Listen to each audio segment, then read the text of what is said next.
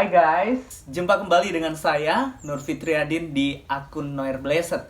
Kiranya melalui video yang diunggah oleh akun ini boleh menjadi berkat bagi setiap kita.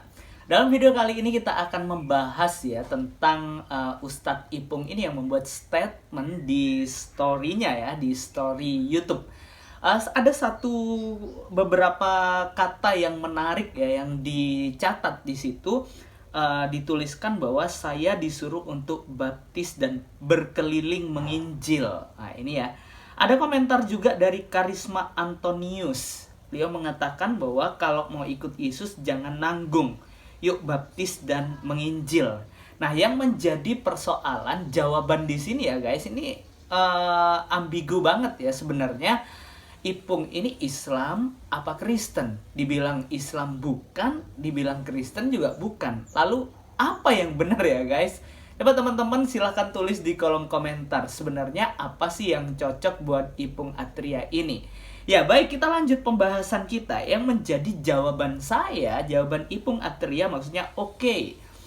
Kalau baptis, saya setiap hari sudah baptis minimal 5 kali sehari. Bahkan saya sering membaptis orang untuk prosesi meresmikan orang menjadi pengikut Yesus yang sejati. Sampai di sini nggak ada persoalan ya guys. Namun ajaran dari baptisan sendiri itu yang menjadi persoalan. Nah, yang persoalannya di situ kalau baptis 5 kali sehari. Nah, itu ya menjadi persoalan di situ. Lalu di situ dituliskan mengajarkan tentang ajaran baptis Yesus kepada para mu'alaf. Mikveh, mandi wajib pasca syahadat dan kewajiban wudhu sebelum beribadah menghadap kepada Allahnya dia ya, tentunya bukan Allah orang Kristen. Nah ini yang menjadi ambigu ya, katanya untuk meresmikan orang menjadi pengikut Yesus yang sejati, tapi ajarannya wudhu. Nah ini yang benar yang mana ya guys? Lalu di situ juga disebutkan bahwa dibaptis sudah 5 kali ya, 5 kali dalam sehari. Setiap hari sudah 5 kali dibaptis. Wah ini gak jauh-jauh beda dari Jesslyn ya. Jesslyn 7 kali ya dibaptis, itu dalam semasa hidupnya. Namun Ipung Atria ini lebih hebat ya guys. Dia 5 kali sehari dibaptis. Ingat ya bahwa baptisan dengan wudhu itu adalah sesuatu yang berbeda, gak sama. Lalu di situ ada dituliskan orang Islam jauh lebih Kristen daripada orang Kristen. Bagaimana mungkin orang Islam bisa jauh lebih Kristen daripada orang Kristen sedangkan ajarannya berbeda? Kekristenan mengajarkan tentang kepercayaan kepada kematian dan kebangkitan Yesus, sedangkan di dalam Islam itu tidak.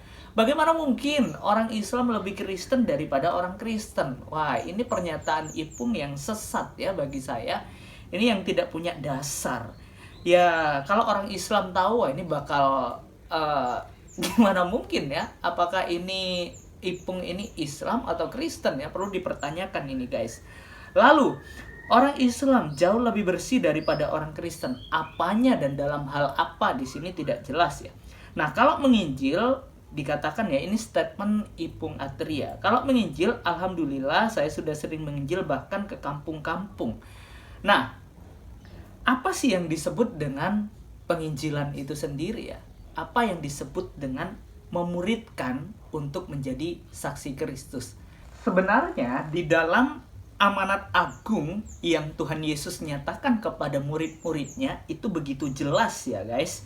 Di dalam Matius 28 ayat yang ke-19 sampai dengan ayat yang ke-20.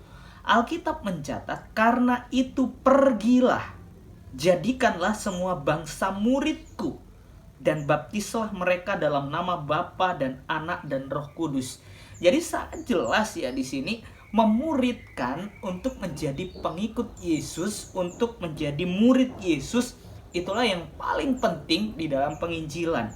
Baru untuk menjadi murid Yesus caranya adalah dibaptis dalam nama Bapa, Putra dan Roh Kudus. Lalu di dalam ayat yang ke-20 di situ sangat jelas dituliskan, dan ajarkanlah mereka melakukan segala sesuatu yang telah kuperintahkan kepadamu, dan ketahuilah aku menyertai kamu senantiasa sampai kepada akhir zaman. Di sini Yesus sendiri akan menyertai murid-muridnya yang menjadi saksinya, yaitu menjadikan semua bangsa ini murid Yesus. Jadi ingat, penyertaan Tuhan sungguh nyata. Jadi bagaimana mungkin ya guys, orang Islam itu lebih Kristen daripada orang Kristen, sedangkan ajarannya berbeda. Ada-ada aja nih ya Ustadz Ipung nih. Dibilang Kristen bukan, dibilang Islam juga bukan. Lalu yang benar yang mana ya guys? Nah, lalu apa sih kata Alkitab yang dapat kita baca di dalam 2 Petrus 2 ayat yang pertama ya? Inilah yang dikatakan oleh Alkitab. Oleh sebab itu, orang-orang Kristen, orang-orang percaya harus hati-hati terhadap penyesat-penyesat yang memutarbalikkan kebenaran firman Tuhan. Dalam 2 Petrus 2 ayat yang pertama, Alkitab mencatat sebagaimana nabi-nabi palsu dahulu tampil di tengah-tengah umat Allah, demikian pula di antara kamu akan ada guru-guru palsu. Mereka akan memasukkan pengajaran-pengajaran sesat yang membinasakan, bahkan mereka akan menyangkal penguasa yang telah menebus mereka, dan dengan jalan demikian segera mendatangkan kebinasaan atas diri mereka. Jadi sangat jelas ya guys, apa yang dituliskan oleh kebenaran firman Tuhan tentang guru-guru palsu seperti Ipung Atria ya tentunya, yang memutarbalikkan kebenaran, yang mengkaburkan tentang karya keselamatan yang dinyatakan oleh Tuhan Yesus sendiri, yaitu melalui kelahiran, kematian, dan kebangkitan, dan juga kenaikannya ke surga, bahkan kedatangannya yang kedua kali untuk menghakimi dunia ini. Jadi sangat jelas ya guys, kiranya kita boleh tetap aman dalam perlindungan Tuhan, kita boleh tetap setia mengikut Tuhan, dan doa saya buat teman-teman dimanapun berada, kita boleh terus terhindarkan dan dikuatkan oleh guru-guru palsu, dan tetap bertahan di dalam iman kita kepada Yesus Kristus Tuhan. Tuhan Yesus memberkati kita. God bless you.